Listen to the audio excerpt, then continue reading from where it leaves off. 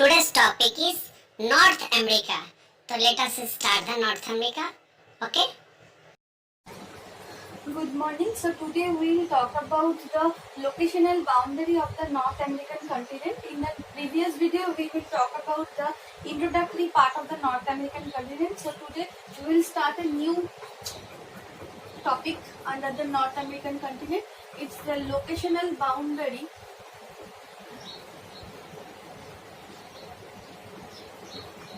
of the North American continent, okay, as well as the political boundary. I mean the physical boundary as well as the political boundary. We focus on both matters. Okay, so in first point, the locational boundary of the North American continent, I explain this part. I mean the physical boundary of the North American country in just some point. You just write it down all the points because it's very much easier to remember all that point. Okay, so let's start with the physical boundary of the North American continent. So in case of the North American continent, it is completely situated in the northern and the western hemisphere. Okay, so in first point, this continent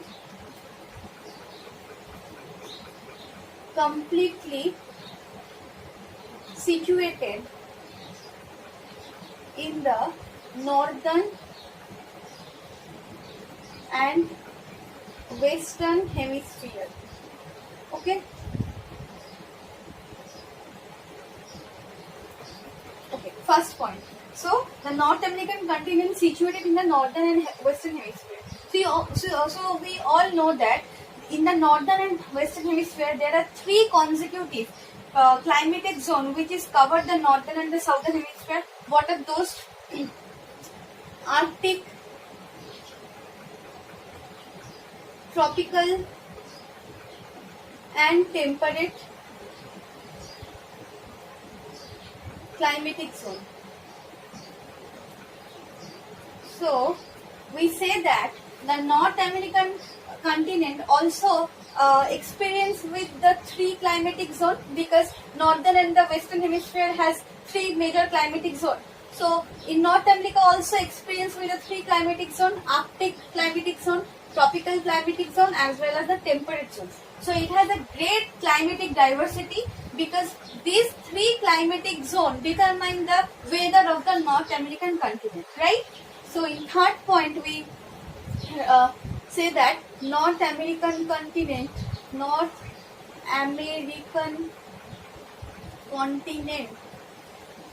has great climatic diversity. Okay. Okay. In next part, we conclude that it has a great climatic diversity and it's experienced the three major climatic zone, and that's all. Okay. So in next part we will talk about the major seas or the bays which are bounded the North American continent. So in the northern part of the North American continent, a major sea which is bounded this portion is Arctic Ocean, right? In the western part of the North American continent is bounded by the Pacific Ocean. Okay. In the southern part of the North American continent bounded by the Caribbean Sea. Okay, in the eastern part of the North American continent bounded by the Atlantic Ocean.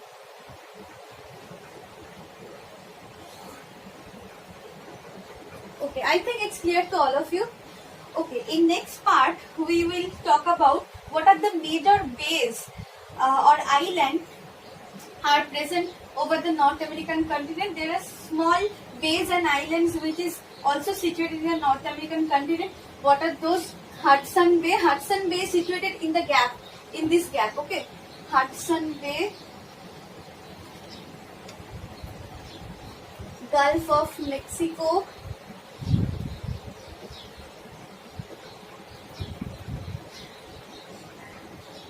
Denmark. Denmark is the biggest island all over the world. Okay, so in that part, in North American continent, it is mainly divided by the several group of islands and the bays. The major bays is the Hudson Bay, Gulf of Mexico, and Denmark is the highest island. I mean the biggest island all over the world. Okay. In that part, we say that it is a great physical diversity as well as the climatic diversity. In the northern part of the North American country, it is bounded by the Arctic Ocean. In the western part, it is bounded by the Pacific Ocean. Northern part, Caribbean Sea, and the eastern part is the Atlantic Sea. American continent, and in that part, there is one major continent which is situated. It is called the Asian continent. Asia, I mean this is the boundary line of the Asian continent, and the Asia continent is separated from the North American continent by a Strait of Bering. Okay, Strait of Bering. Wait, Strait of Bering. What do you mean by the strait? Strait is a narrow channel of water which separates the landmass. I mean the two landmasses. This is the Asian landmass, this is the North American landmass. So the Strait of Bering is situated in between this gap, and it's a narrow water channel which separates the North American continent to the Asian continent. I think it's clear to all of you. It is very easy, and I will make another map in that part. This is a small map. I just make it.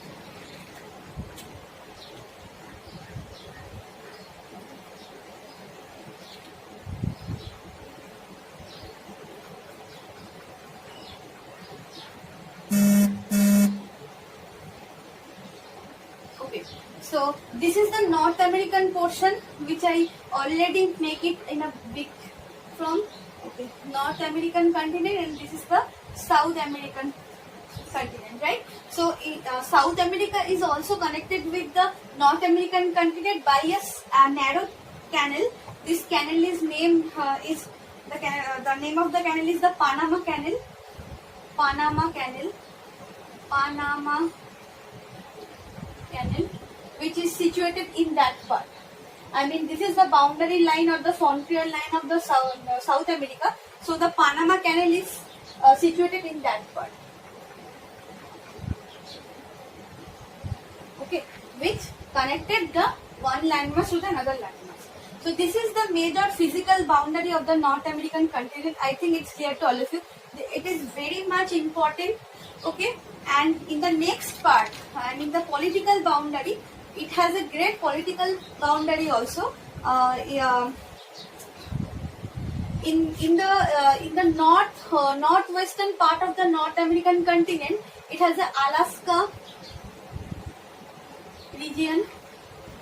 Okay, in the properly the northern portion of the North American continent has the Canadian landmass. Okay, in the central part of the North American continent has USA, and the southern part of the North American continent has the Mexico. So it has a major three political boundary zone is the Alaska region, Canadian landmass, USA, and the Mexico. Okay, and there are several small cities which is also situated on the North American continent. It's Puerto Rico, Panama. These are the small regions of the small landmass which is called the West Indies. So it is very much important for the locational extent of the North American continent. So today we will focus on the physical boundary of the North American continent as well as the political boundary. Political boundary has very small percentage.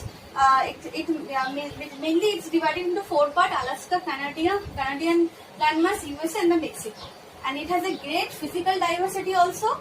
I already marked all the portions. Okay, I think it's clear to all of you. Just remember one thing: there is no landmass in the North American continent is landlocked. I mean, all the regions are free for trade and communication. There is no landlocked region is present over the North American continent.